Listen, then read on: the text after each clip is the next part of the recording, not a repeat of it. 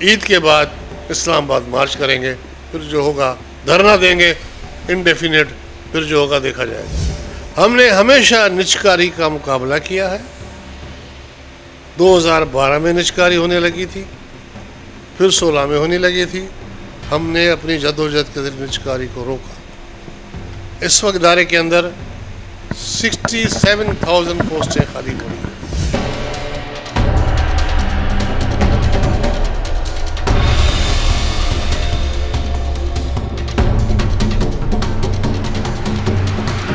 बिस्मिल्लाहिर्रहमानिर्रहीम।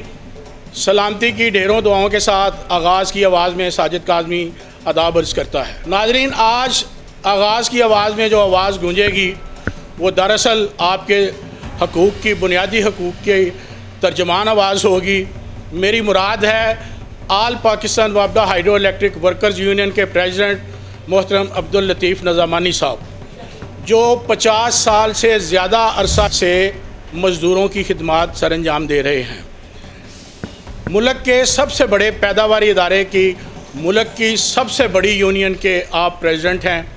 लेकिन इससे पहले कि मैं माइक उनकी तरफ करूं, मैं उनसे ये सवाल करना चाहता हूं कि आप अपनी यूनियन की कारकर्दगी तो बताएंगे ही, लेकिन इस वक्त जो यूनियन पर सवालिया निशान है वो ये है कि फ़ौज के बाद सबसे ज़्यादा हादसात आपके महकमे में होते हैं, लेकिन आपके शहीद को आज तक सरकारी तौर पर शहीद नहीं माना गया।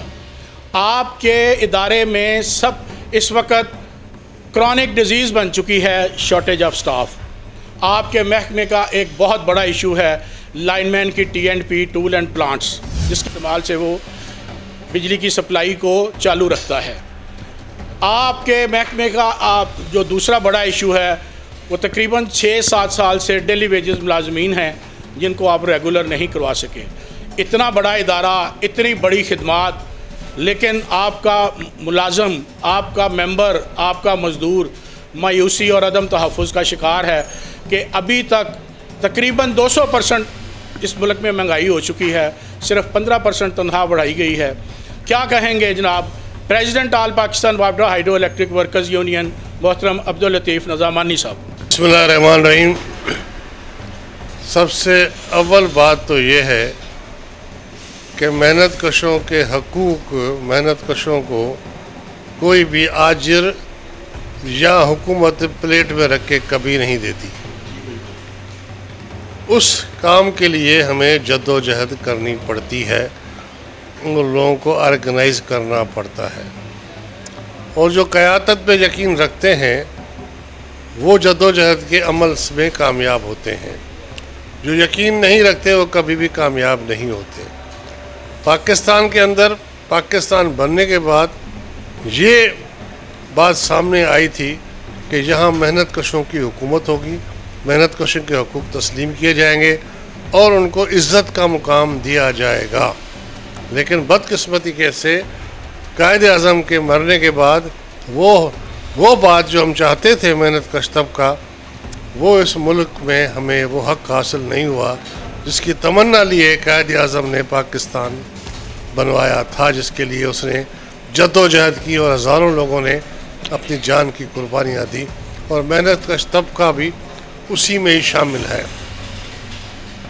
अब सवाल ये पैदा होता है कि आपने ये फरमाया कि 6 साल से डेली वेज के लोग जो हैं वो रेगुलर नहीं हुए हैं, लेकिन मैं आपकी खिदमत में अर्ज़ कर दूँ कि हेस्को में 551 डेली वेज मुलाजमीन जो 2013 में मुलाजिम हुए थे वो पक्के हो गए अक्टूबर 2021 में, और वो लोग बाकायदा तौर से अपने रेगुलर मुलाजिम होने की हैसियत से इदारे में काम कर रहे हैं।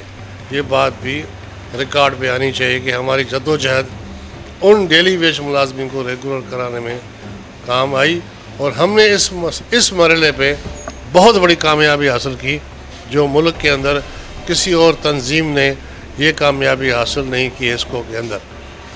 बाकी जिन इलाकों में रेगुलर नहीं हुए हैं वहाँ पे कोशिश जारी है कि रेगुलर हो जाए, लेकिन बदकिस्मती ये इंशाल्लाह बदकिस्मती ये भी है कि हुकूमत, जब भी कोई हुकूमत आती है तो वो हमारी बात सुनने के बजाय IMF, world bank, IFIs, international financial institution और एशियन डेवलपमेंट बैंक की बात सुनती है। वो उनको कर्ज देते हैं और हुकूमतों पर हुकूमतें अपनी मनमानी शराइत रखते हैं। और वर्ल्ड बैंक जो दुनिया के अंदर चार्टर चल रहा है इस वक्त कि मेहनत कश तबके को वो मकाम न दिया जाए जो कि ILO के कवानीन के अंदर मौजूद है और पाकिस्तान के आइन में मौजूद है।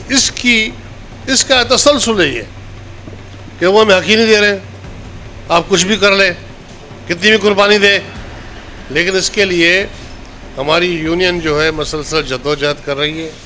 और हमें उम्मीद है कि आने वाले वक्त के अंदर जब हम मुनज़्ज़म तरीके से इस्लामाबाद का में मार्च करेंगे और अरबाब इख्तियार को मजबूर करेंगे हमारे मुतालबा तस्लीम करो, तो पहले की तरह वो हमारे मुतालबा तस्लीम करने के लिए तैयार होंगे। जब हमने ये सोच लेंगे कि मुल्क का पहिया नहीं चलेगा, मुल्क में बिजली नहीं चलेगी, मुल्क में अंधेरा होगा, तो मजबूरन हमसे वो बात करेंगे।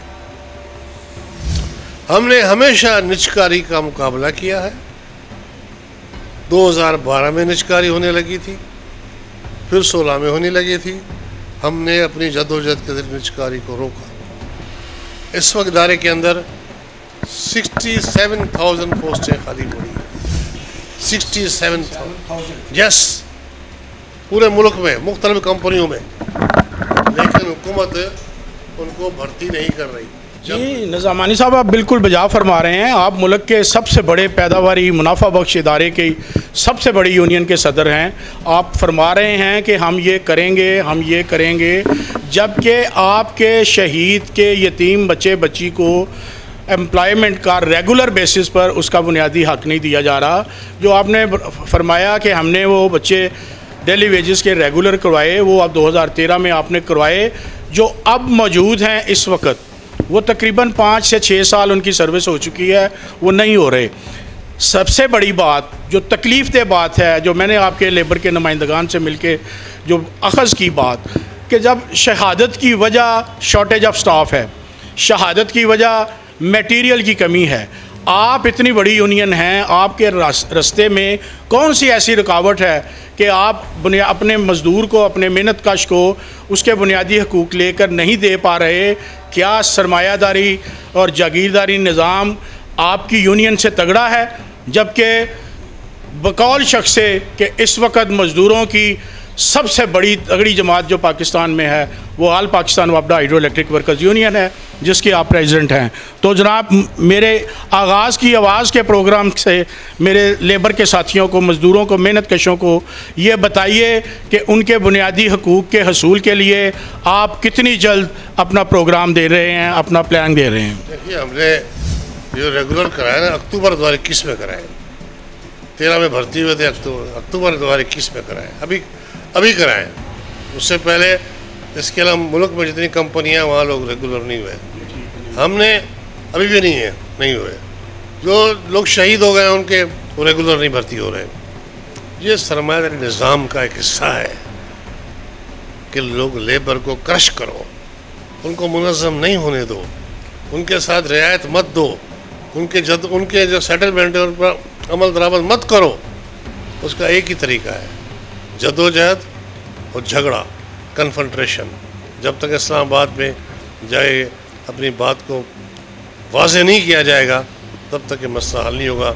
6 जुलाई को पूरे मुल्क में हम इस बात का हड़ताल कर रहे हैं, एहतजाज कर रहे हैं। फिर नहीं बना तो इंशाअल्लाह ताला ईद के बाद इस्लामाबाद मार्च करेंगे, फिर जो होगा धरना देंगे इनडेफिनेट, फिर जो होगा देखा जाएगा। नाज़रीन, सदर पाकिस्तान आल पाकिस्तान वापडा हाइड्रो इलेक्ट्रिक वर्कर्स यूनियन के गैर मुतज़लज़ल और मुसम्मम इरादे आपने सुने।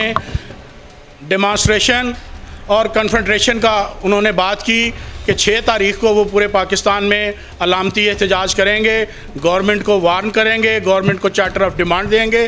अगर महकमे के मेहनत कशों को उनके बुनियादी हकूक़ ना दिए गए तो फिर ये इस्लामाबाद की तरफ मार्च करेंगे, और ये मार्च फाइनल मार्च होगा सरमायादारी, जागीरदारी, ज़ालमाना और बेरहम निज़ाम के ख़िलाफ़। आगाज़ की आवाज़ में आपने प्रेसिडेंट पाकिस्तान आल पाकिस्तान वापडा हाइड्रो इलेक्ट्रिक वर्कर्स यूनियन की बातें सुनी। अदलिया, सबसे बड़ी अदलिया अवाम है और सबसे बड़े जज अवाम हैं। मैंने आपको कोशिश की कि आप तक आपके बुनियादी हकूक़ की तर्जुमान यूनियन की बातें बताऊं। सदर से आपने बातें सुनी।